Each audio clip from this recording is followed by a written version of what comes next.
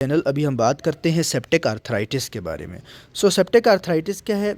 नाम से ज़ाहिर है कि जॉइंट्स का इन्फेक्शन है। जॉइंट्स का इन्फेक्शन है। तो सेप्टिक आर्थराइटिस जो है, इसका पेशेंट आपके पास किस तरह प्रेजेंट कर सकता है?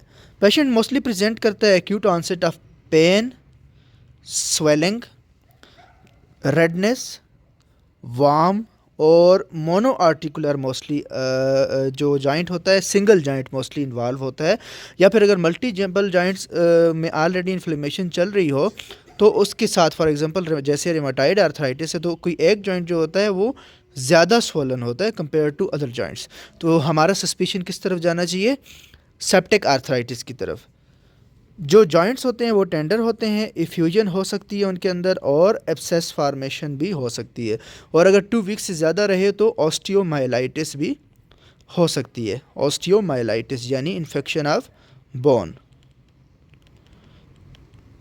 अब इसके रिस्क फैक्टर्स क्या हैं? अगर कोई आईवी ड्रग एब्यूज़र्स हैं, डायबिटीज़ है यानी इम्यूनो कम्प्रोमाइज्ड पेशेंट्स हैं, सेप्टिसीमिया है यानी ब्लड में कोई इन्फेक्शस एजेंट है जो कि बोन्स की तरफ जा सकता है या जॉइंट्स में जा सकता है।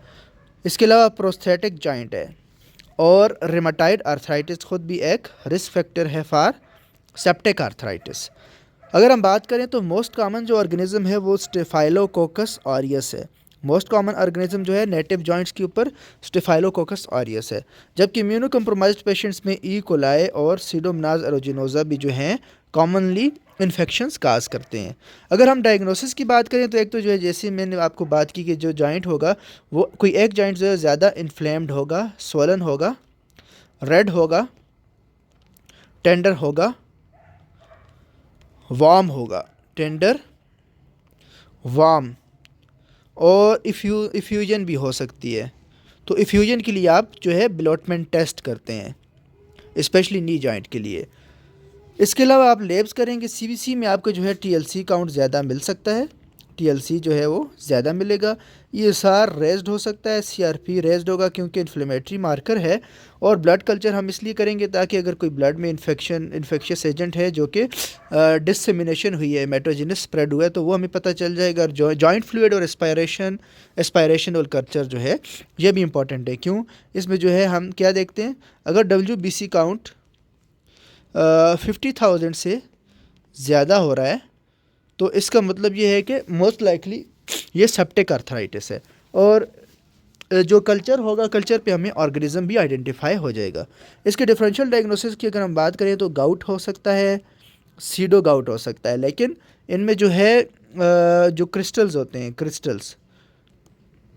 क्रिस्टल्स हमें जॉइंट एस्पायरेशन पे मिलते हैं। गाउट के अंदर जो है वो नेगेटिवली बायरफ्रिंजेंट होते हैं, जबकि सीडो गाउट के अंदर वो कैल्शियम पायरोफॉस्फेट जो है वो पॉजिटिवली बायरफ्रिंजेंट होते हैं। इसके अलावा जो है क्रोनिक लाइम डिजीज़ जो है उसमें आर्थराइटिस जो है वो भी इसी तरह प्रेजेंट कर सकता है। रिमेटॉइड आर्थराइटिस में भी जो है आपने सस्पिशन तब हाई रखना है जब कोई एक जॉइंट ज़्यादा इन्फ्लेम्ड हो कंपेयर टू अदर जॉइंट्स। इसके अलावा रिमेटिक फीवर में जो है माइग्रेटरी ओलिगो आर्थराइटिस होता है। Migratory oligo arthritis.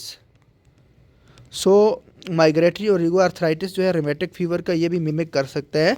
Septic arthritis की डीडीज़ है, ये भी एक डीडी है। तो अगर हम ट्रीटमेंट की बात करें तो ट्रीटमेंट में जो इंपॉर्टेंट चीज़ है वो आपने जॉइंट की जो फ्लूइड है उसकी ड्रेनेज करनी है ताकि आप जो है वो पस को ड्रेन कर लें, और इससे जो है पेशेंट का जो पेन होता है वो भी रिलीव हो जाता है। दूसरा, आप एस्पायरेटरी साथ में ले लेते हो ताकि एनालिसिस और कल्चर कर सको। फिर एंटीबायोटिक्स में जो एम्पेरिक एंटीबायोटिक थेरापी है वो वैंकोमाइसिन है, 1 ग्राम IV BD। आपने जो है रीनल डोज एडजस्टमेंट कर लेनी है इसकी। और साथ में सेफ्ट्राइक्सोन है, ये भी 1 ग्राम IV BD आपने दे देने हैं।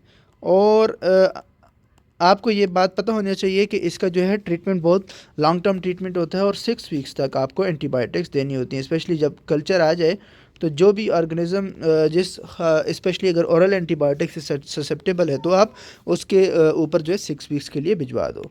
तो 6 वीक्स इसका ट्रीटमेंट ड्यूरेशन है।